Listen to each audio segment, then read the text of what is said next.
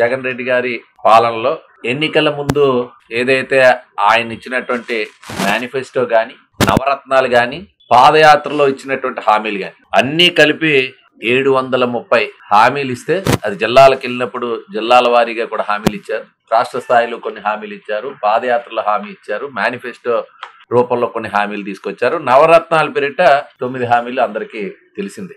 ఈ రోజు ఏదైతే 95% హామీలు పూర్తి చేశామని చెప్తున్నటువంటి ప్రభుత్వం మోసపూరితంగా ఏదైతే ఈ 730 హామీల్లో 85% హామీలు నెరవేరలేదని ఒక పుస్తక రూపంలో ఈ రోజు ప్రచురించి ప్రజల్లోకి తీసుకెళ్ళడానికి మీ ద్వారా ఈ రోజు ఆ బుక్ రిలీజ్ చేసేటువంటి కార్యక్రమాన్ని తీసుకున్నాం. మీరు చూస్తే రాష్ట్ర స్థాయిలో నవరత్నాలు, మేనిఫెస్టో, పాదయాత్రలో రాష్ట్ర స్థాయి హామీలు, జిల్లా స్థాయిలో ఉండేటువంటి హామీలు కలిపితే 730లో 621 అమలు కాలే. మద్యాన్ని ఏరులే పార్చేటువంటి పరిస్థితి మీ అందరికీ తెలుసు. గంజాయి కూడా మరి ఈ రోజు దేశంలో నెంబర్ 1 గా మన రాష్ట్రానికి గుర్తింపు వచ్చిందంటే ఏ రకంగా మద్య నిషేధం అనేటువంటిది ప్రజల ఆరోగ్యానికి, ముఖ్యంగా కుటుంబాల గురించి మాట్లాడి ఆ రోజు ఓట్ల కోసం చెప్పినటువంటి మొట్టమొదటి హామీనే ఈ రోజు తూట్లు పొడిచిన సంగతిని ఒకసారి గుర్తు చేస్తున్నాను. అదేవిధంగా 25 లక్షల ఇళ్లు కడతా ఉన్నారు 5 ఏళ్లలో. ఎన్ని ఇళ్లు కట్టారో మనందరూ చూస్తున్నాం. జలయజ్ఞం పేరిట నీటి ప్రాజెక్టులు అన్నీ పూర్తి చేస్తా ఉన్నారు. ఈరోజు పోలవరం ప్రాజెక్టే ఇచ్చినటువంటి హామీలు మంత్రులు అసెంబ్లీ సాక్షిగా తొడలగొట్టి మరీ చెప్పారు, పోలవరం 21కే పూర్తి చేస్తామని చెప్పి. ఈ రోజు అలాంటి ప్రతిష్టాకరమైన ప్రాజెక్ట్ నే గాలికి వదిలేసినటువంటి పరిస్థితి. ఇక అన్ని విషయాల్లో ఈ రోజు రైతు భరోసా గానీ, అదేవిధంగా ఆరోగ్యశ్రీలో అన్ని వ్యాధులు కూడా చేరుస్తామని చెప్పారు. ఇది కూడా లేదు. ఈ రోజు ఏ విషయాలు తీసుకున్న ఈ రోజు నవరత్నాల్లో అవి సగంగా పాక్షికంగా అమలైనాయి, కొన్ని అసలు పూర్తిగా అమలు కానటువంటి పరిస్థితిలో నవరత్నాలు ఉంటాయి. ఇంకా బీసీ సంక్షేమం గురించి, ఎస్సీ సంక్షేమం గురించి, ఎస్టీ సంక్షేమం గురించి అనేక హామీలు గుప్పించారు. వాటన్నిటికీ కూడా పుస్తక రూపంలో ఉన్నాం. ఈ రోజు ప్రమాదం జరిగితే 5 లక్షలు బీమా కవరేజ్ ఉంటుందని చెప్పి క్రిస్టియన్స్ కానీ అందరికీ కూడా చెప్పినటువంటి పరిస్థితి ఒకసారి గుర్తు చేస్తున్నారు. మత్స్యకారులకైతే వేటకెళ్తే ప్రమాదం జరిగితే 10 లక్షల బీమా అని చెప్పారు. కాపు కార్పొరేషన్ కి 2,000 కోట్లు చొప్పున 10,000 కోట్లు 5 ఏళ్లలో ఇస్తామని చెప్పారు. రోజు ఎక్కడ నిధులు. కార్పొరేషన్స్ కూడా పెట్టారు. బీసీలో ఉండేటువంటి ఎంబీసీ ఆర్గనైజేషన్స్ దేనికి కూడా నిధులు కేటాయించినటువంటి పరిస్థితి లేదు. ఏ సెక్టార్ని వదిలిపెట్టకుండా అన్ని సెక్టార్స్ కి హామీలు గుర్తించారు.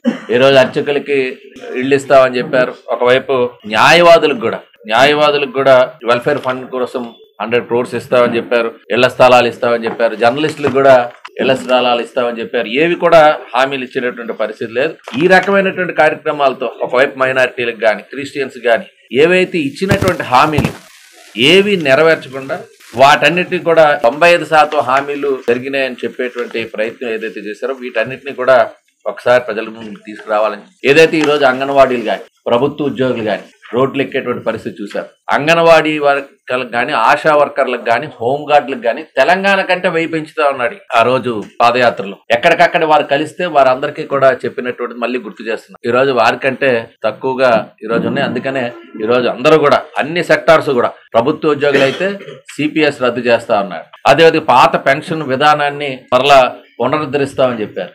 ఈ రోజు వాళ్ళందరూ కూడా ఏ రకంగా ఈ రోజు ప్రభుత్వ ఉద్యోగాలు కూడా రోడ్లు ఎక్కారు. టీచర్ల విషయంలో ఏ రకంగా ఈ రోజు ఉన్నారనేటువంటిది కూడా మనందరం చూస్తున్నాం. కాబట్టి ఎవరికైతే ఈ రోజు హామీలు గుప్పించారో ఆ రోజు అధికారంలో రావడానికి చేసినటువంటి ప్రయత్నాలన్నీ, ప్రత్యేకంగా ఈ రోజు పారిశ్రామిక సంఘం, పారిశ్రామిక ప్రగతికి స్థానికంగా ఉండేటువంటి ఒక జీవో ఇచ్చి గాలికి వదిలేశారు. 75% ఉపాధి కలిగిస్తాం. ఎక్కడ కూడా అమలయ్యేటువంటి పరిస్థితి లేదు.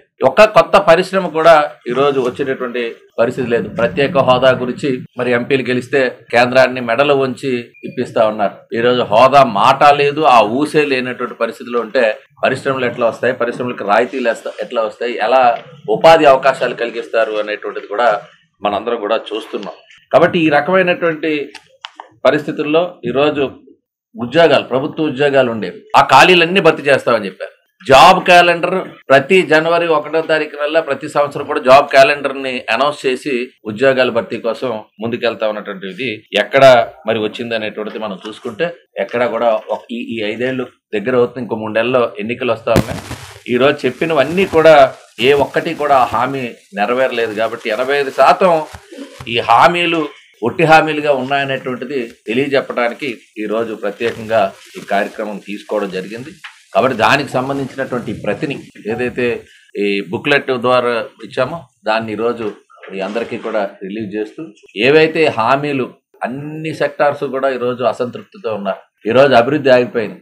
సంక్షేమం పేరుతో ఇస్తున్నటువంటివి కూడా పూర్తి స్థాయిలో అర్హులందరికీ కూడా అందలేదు. 3,000 రూపాయలు పెన్షన్ ఇస్తామని చెప్పారు ఎన్నికల ముందు.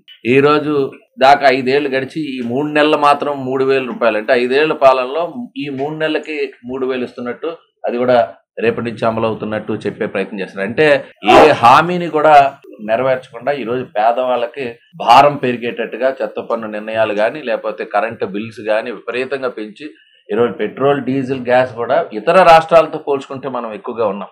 సో ఇవన్నీ పోల్చుకుంటే ప్రజలపైన విపరీతమైన భారం మోపి ఒకవైపు ఇచ్చినటువంటి హామీలు నెరవేర్చడానికి సంపద సృష్టి అనేటువంటిది చేయలేక ఈరోజు ఉండేటువంటి వనరులను కూడా ప్రాపర్ గా ఉపయోగించుకోకుండా ఇసుక కానీ, మైనింగ్ ఏవైతే ఉన్నాయో ఇవన్నీ కూడా వాళ్ళ జోబుల్లో పోతూ, పెద్దల జోబుల్లో, ప్రభుత్వంలో ఉండేటువంటి పెద్దలకి కనుసన్నల్లో ఈరోజు మైనింగ్ అంతా ఉండటం వల్ల రాష్ట్ర ఆదాయం ఈరోజు లెక్కల ద్వారా వచ్చేటువంటి ఆదాయంగా పూర్తి స్థాయిలో ప్రభుత్వం చేతుల్లో పోట్ల చూస్తున్నాం. మొన్నటి వరకు బ్యాంకింగ్ వ్యవహారమే లేదు. ఇప్పుడు కూడా కొన్ని షాపుల్లోనే కార్డ్స్ అలౌ చేస్తున్నారు, మిగిలినంతే అంతా కూడా నగదు రూపంలో తీసుకున్నారు. కాబట్టి ఇవన్నీ మనం ఆలోచన చేసేటప్పుడు ప్రభుత్వానికి సకాలంలో 15వ తారీఖు లోపు జీతాలు ఇచ్చేటువంటి పరిస్థితి లేదు.